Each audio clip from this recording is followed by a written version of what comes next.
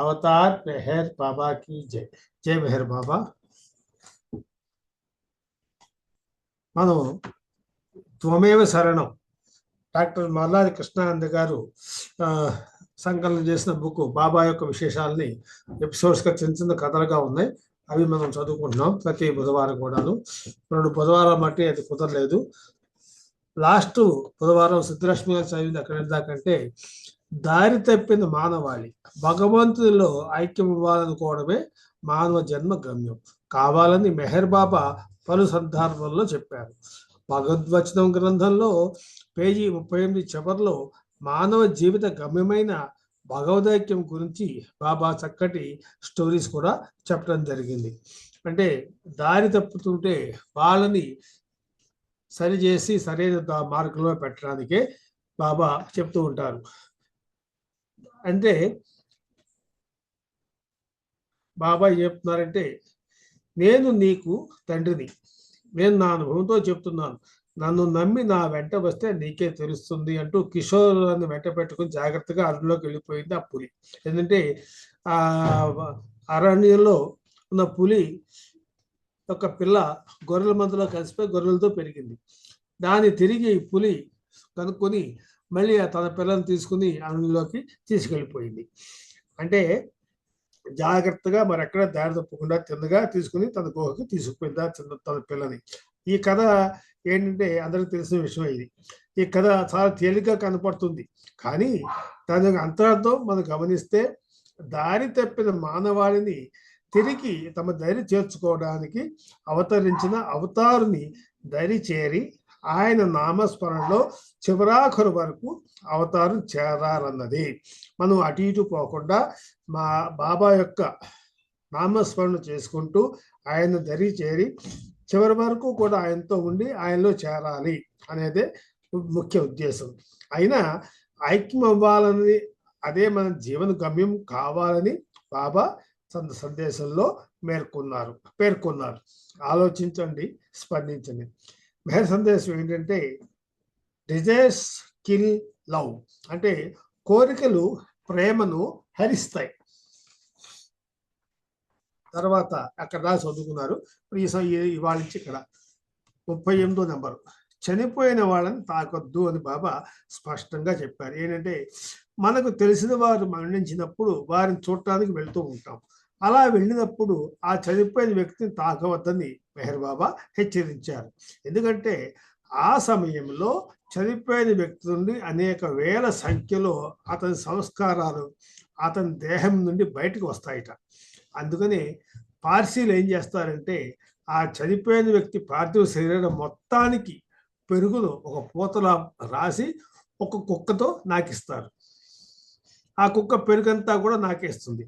ఆ మాదిరిగా చనిపోయిన వారి సంస్కారాలు చాలా భాగం కాలభైరవుడు తీసుకుపోయేలా పార్సీలు సాంప్రదాయకంగా చేస్తారని బాబా చెప్పారు. అయితే ఇది తన మండలి సభ్యులకు వర్తించదని బాబా స్పష్టం చేశారు. నెక్స్ట్, పాములతో జాగ్రత్తగా ఉండాలి. మరో ఆసక్తికర విషయం, పాములతో జాగ్రత్త అన్నారు బాబా. 1920 దశకంలో మెహరాబాద్లో పాముల సంఖ్య చాలా ఎక్కువగా ఉండేది. మానవులతో సమానంగా పాములు తిరుగుతున్నాయా అనిపించేది. వేల సంఖ్యలో త్రాచుపాములు ఉన్నాయని శ్రీమతి షీలా ఫెన్స్టర్ రాసిన గ్రంథం గ్రోయింగ్ విత్ గాడ్ గ్రంథంలో పేర్కొన్నది. అంతేకాదు, ఒక రోజున ఆమె చెట్టు కింద నిల్చుంటే ఆ చెట్టుపై నుండి ఒక త్రాచు తన తలపై పడి అది అక్కడి నుండి తన దేహంపై ప్రాక్కుంటూ పోయింది. అదృష్టవశాత్తు ఆ పాము తను కాటేయలేదని ఆమె అన్నారు. ఆ తర్వాత బాబాతో ఈ విషయాన్ని చెప్పినప్పుడు పాము కాటు పడకుండా ఉండేందుకు ఎప్పుడు బూట్లు వేసుకోమని బాబా సలహా ఇచ్చారు. పాముని మానవులు చంపితే వాటికి పరిణామ క్రమంలో మానవ జన్మ లభిస్తుందని బాబా ప్రకటించారు. అదే మరి ఇతర జంతువుల ద్వారా పాము చంపబడితే తిరిగి మళ్ళీ పాముగానో లేదా మరో జంతు రూపమో లభిస్తుందని బాబా అన్నారు. ఆ మాదిరిగా పాము నుండి మానవులుగా జన్మెత్తిన వాళ్ళు చాలా కోపిష్టిగా రసరసలాడుతూ కనిపిస్తారు అన్నారు బాబా. చిన్నపాటి విషయానికి చీరెత్తిపోయి చిందులేస్తారు అని అవతారుడు స్పష్టం చేయటం జరిగింది. నెక్స్ట్ ఎపిసోడ్ తేలు కుట్టిన బాధ. మానవులు తప్పులు చేస్తూ ఉంటారు, ఆపై సంస్కార వలయంలో చిక్కుకుంటారు. తప్పులు చేయడం మానవ సహజం, ఇది కూడా మనకు తెలిసిందే. తేలు కుడితే సుమారు 24 గంటలు నరక యాతన అనుభవించాల్సిందే. అయితే మనం చేసిన పాపాలు, తప్పులు ఆ తేలుకారుతో హరించబడతాయని బాబా చెప్పారు. తేలు కుట్టిన బాధలో ఆ నొప్పి తట్టుకునేందుకు హృదయాంతరాల నుండి భగవంతుణ్ణి ప్రార్థిస్తారు. అందుకే చెడు సంస్కారాల నిర్మూలన జరుగుతుంది అని బాబా పేర్కొన్నారు.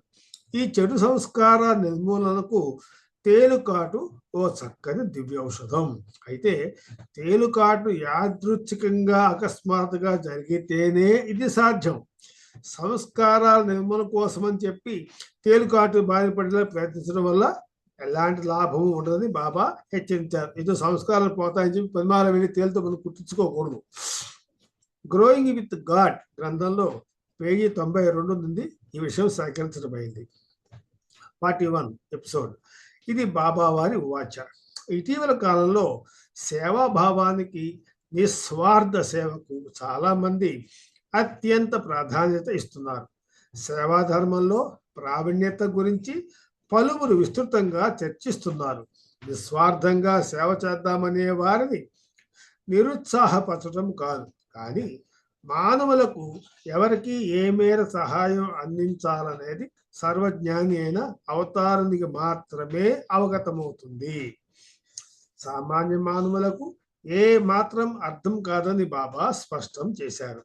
కర్మయోగిల నిస్వార్థంగా, ఎలాంటి ప్రతిఫలాశ లేకుండా ఎలాంటి సేవా కార్యక్రమం చేపట్టినా ఆధ్యాత్మిక లబ్ధి తప్పక లభిస్తుందని బాబా భరోసా ఇచ్చారు. కామం, క్రోధం, ఈర్ష్య, ద్వేషం, స్వార్థం ఇవన్నీ మానవులకు జన్మాంతరాలుగా వారసత్వంగా వచ్చే ఆస్తులని బాబా పండించారు.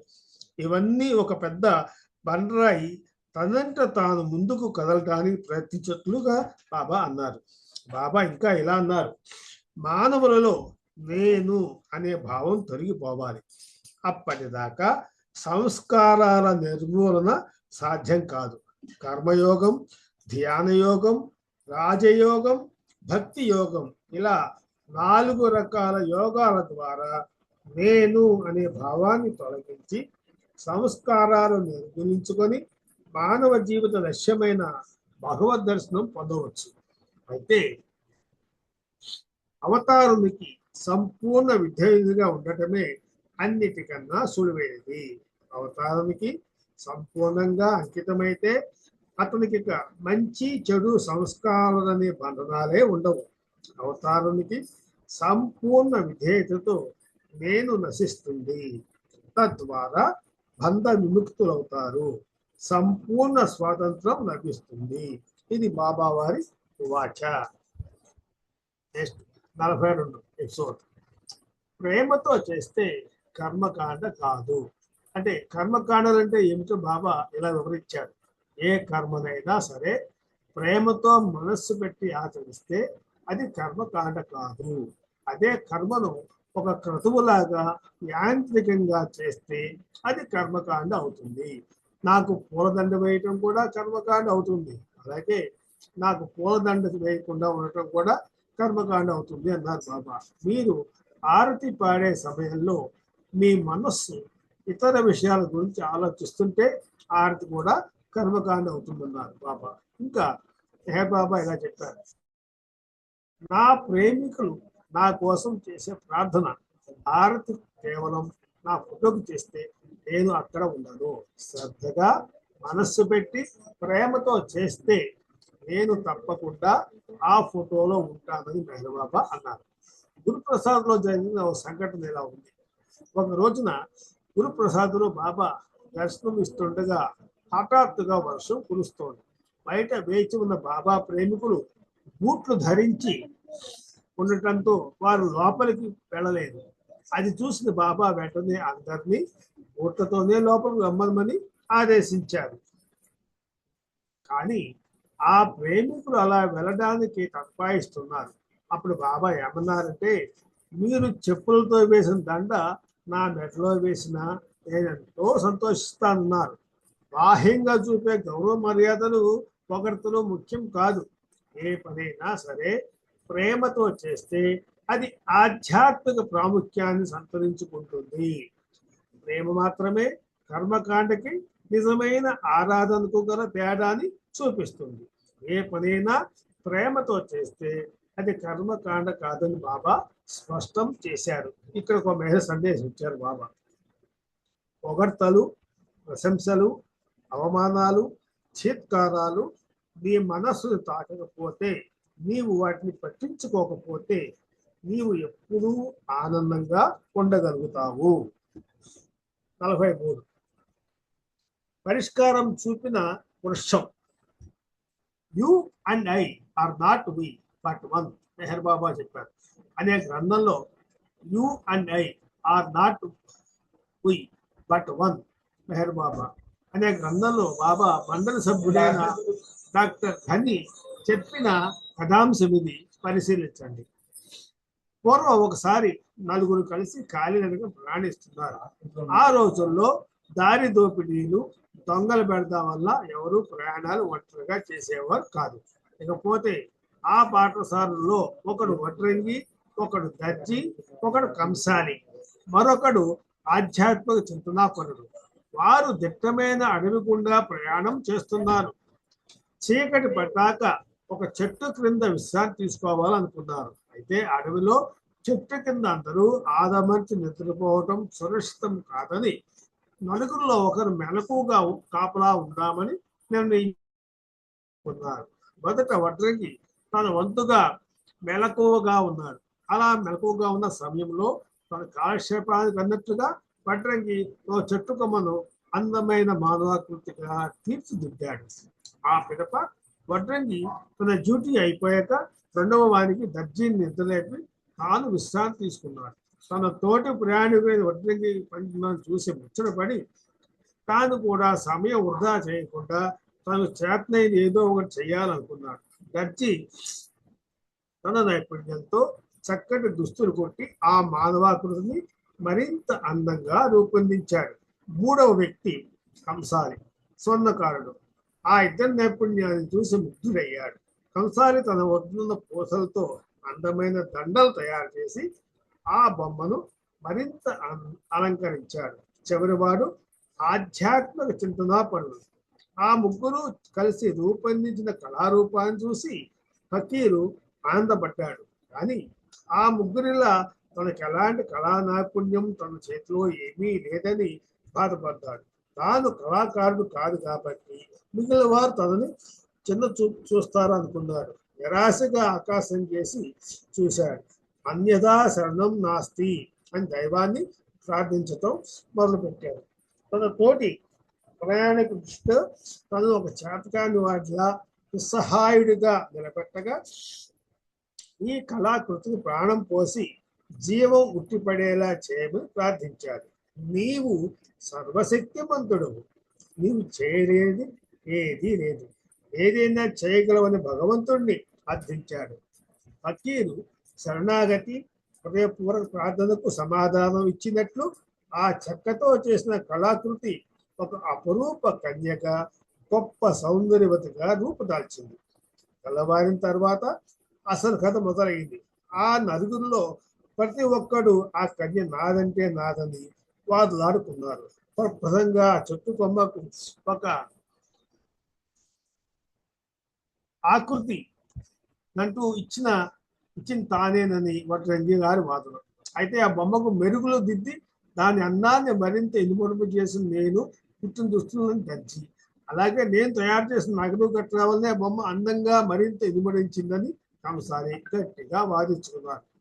ఆ బొమ్మకు జీవం పోసి సజీవంగా నిలిపింది తాను కదా అంటూ ఫకీరు చిలికి చిలికి గాలివానిగా మారినట్టుగా అందరూ న్యాయం కోసం స్థానికంగా ఉన్న ఖ్వాజా దగ్గరికి వెళ్ళారు.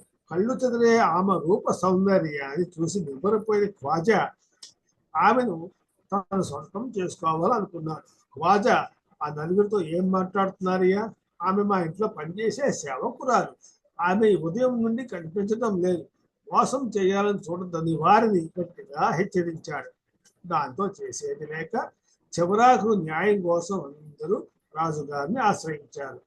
కళ్ళెదుట కనబడుతున్న స్వర్గలోక సౌందర్య రాశిని చూసిన రాజుగారికి ఆయన నిష్పక్షపాత వైఖరి చెదిరిపోయింది. రాజుగారు మాట తప్పారు. ఆ యువతి తన భార్యలలో ఒకరిని, అంతఃపురంలో ఉండవలసిన ఆమెను ఎవరైనా ఇబ్బంది పెడితే శిష్టాసులని బెదిరించాడు. ఆ నలుగురి కోరుకున్నది ఒకటి, జరుగుతున్నది మరొకటి. అయినా తమలో తాము వాదులాడుకోవడం తప్పలేదు. ఆ సమయంలోనే ఆ దారి గుండా వెళ్తున్న ఒక సాధువు ఇదంతా గమనించి సమస్య ఏమిటని అడిగి తెలుసుకున్నాడు. అంతా ఆలగించిన సాధువు ఈ విషయం ఏ చెట్టు నీడన ప్రారంభమైందో అక్కడికి వెళ్తే ఆ చెట్టే ఒక పరిష్కారం చూపిస్తుందని సలహా ఇచ్చాడు. ఇది అందరికీ ఆమోదయోగ్యం కావడంతో సాధువు వెంటరాగా అందరూ చెట్టు దగ్గరకు వెళ్ళారు. ఆ చెట్టుకు పెద్ద త్వర కనిపించగానే ఈ అందాల రాసి ఆ చెట్టు త్వరలో దూరి మటుమయమైపోయింది. అందరూ అవాక్కయ్యారు. ఓటమి చవి చూసిన వారిలా తమని తాము తిట్టుకుంటూ ఎవరి దారిన వారు అక్కడి నుండి నిష్క్రమించారని ఖని ముగించాడు.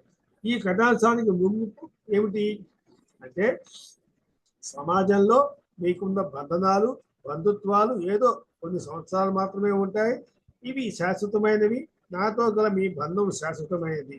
బ్రహ్మైక్యం సాధించే వరకు నాతో మీ బంధం ఉంటుంది. ఇది బాగా గుర్తుంచుకోండి అని ఒక బాబా సందేశం చెప్పారు. అంటే ఈ పైన కథకి సారా ముగింపు ఏమిటి అంటే, దేన్ని కూడా ఆశించకుండా మనసు పెట్టి భగవద్ధ్యానంలో గడపాలని ఉద్దేశం. అవతార్ మెహర్ బాబాకి జై మెహర్ బాబా. ఒక 2 నిమిషాలే ఉంది. ఇక్కడికి ఈరోజు ఈ 90వ శరణంలో 100 పేజీ నెంబర్ చదివాను. 100వ నెంబర్ పేజీ వరకు చదివాను.